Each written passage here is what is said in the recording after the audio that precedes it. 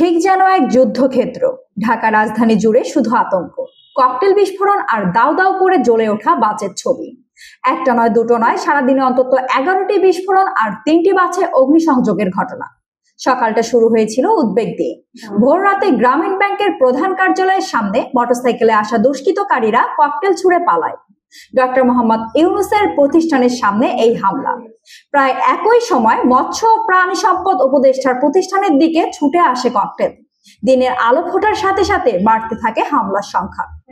ধানমন্ডির মাইটাস সেন্টার, ইবনে সিনা হাসপাতাল, মোট 4টি বিস্ফোরণের রেকর্ড করা হয়। শাহাদাতপুর, মেরুলবাড্ডা আর সন্ধ্যায় ল্যাবিট হাসপাতালের সামনে। একের পর এক 3টি বাসে আগুন। সৌভাগ্যক্রমে কোনো বড় ধরনের হতাহতের খবর নেই, কিন্তু জনমনে ছড়িয়েছে চরম উদ্বেগ আর আতঙ্ক। এতে নড়েচড়ে বসেছে প্রশাসন। রাজধানীতে জারি করা হয়েছে সর্বোচ্চ সতর্কতা। প্রধান উপদেষ্টার প্রেস উইং জানিয়েছেন, ধর্মীয় সম্প্রীতি ক্ষুণ্ণ করার যে কোনো চেষ্টা কঠোর হতে দমন করা হবে। ডিএমপি এবং র্যাব যৌথভাবে অপারেশন শুরু করেছেন। ডিবি পুলিশ নজরদারি বাড়িয়েছে, আর এরই মধ্যে গ্রেফতার হয়েছে 30 জনেরও বেশি ব্যক্তি, যার মধ্যে এক ছাত্রলীগের সদস্য রয়েছে। কিন্তু কেন এই ধারাবাহিক হামলা? উত্তর লুকিয়ে আছে সম্ভবত আগামী 13 নভেম্বরে।